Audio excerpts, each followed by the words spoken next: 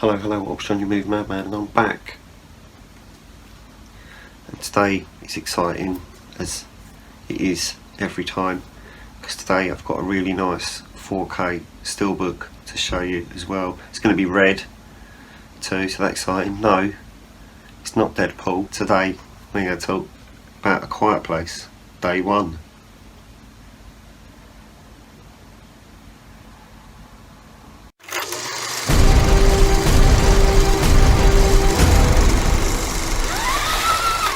See, look at that nice beautiful red cover there.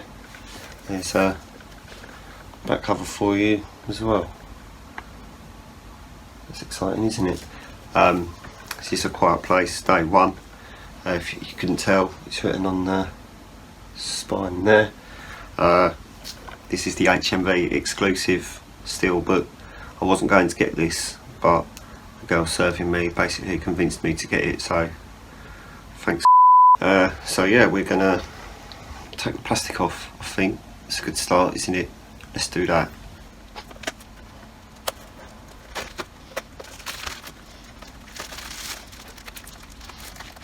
Cool, so the J card's not glued on, so that's quite nice. So for people that hate J cards, you're not gonna have a problem getting it off.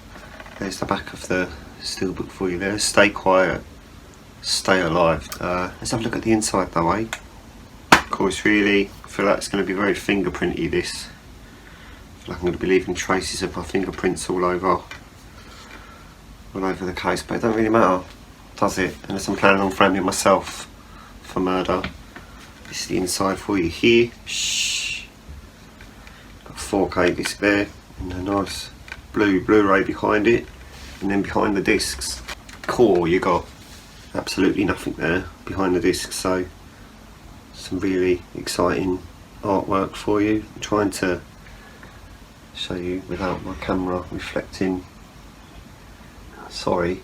I'm keeping my J card. I quite like J cards, so because it has all the film information and stuff like that on the back, whereas if you take the J card off, you haven't got any of that, and it's not like it's inside either, is it? So I like to keep my J cards, although I understand why people want to get rid of them.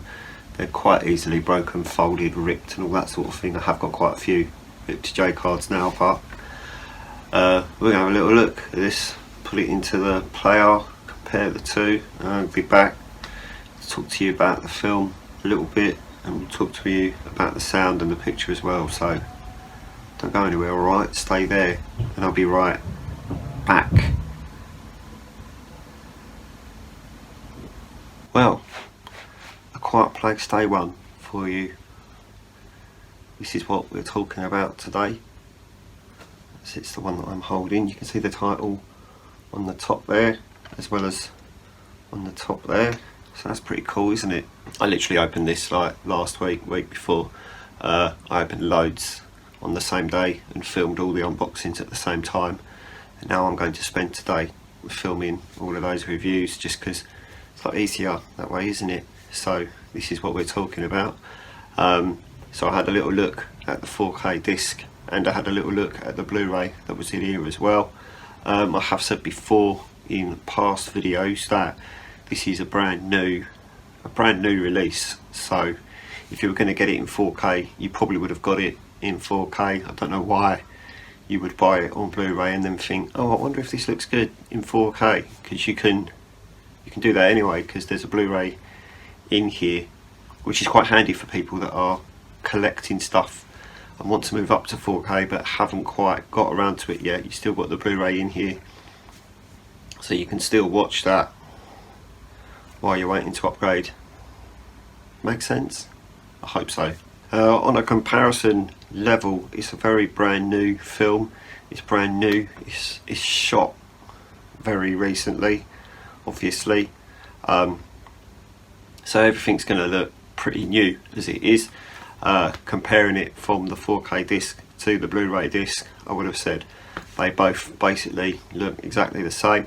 Obviously there is visual upgrades. The 4K disc does come with Dolby Vision and Dolby Atmos, so there is obviously going to be a visual upgrade there, and the sound is going to sound a lot better. on that 4K disc as well, so you've got that exciting information now as well. Generally I thought this was a pretty good film, to be fair. I was a little bit concerned about going back to the first day and doing it all again, but they did it quite well. Obviously the characters from A Quiet Place 1 and 2 aren't in this because, you know, it's not a story based on them. But now the only problem that there is that now they've opened the story to have a sequel to this film, as well as a sequel to obviously part 2 that everyone's going to be waiting for. From what I know, they are still doing A Quiet Place part 3. What they're going to do with this, I don't know. I'm pretty sure they're not going to do A Quiet Place day 2, because this covers like the first 3 or 4 days anyway, so it would technically be day 5. This does tie in a little bit to Quiet Place Part 2, because there are some characters, some of the minor characters in this are also minor characters in Part 2, but if you've seen Part 2 you already know what's going to happen to them, so there's not going to be any sequel for them really, is there? Unless they continue it on from where this leaves off, but you just don't know, do you? I guess we'll find out in the future. So that was an exciting little video for you today. Bit of quietness for you. I'm not going to talk anymore, I'm just going to go. I think if you could like this video and subscribe to the channel if you haven't already, and I'm going to fuck off. Okay, goodbye.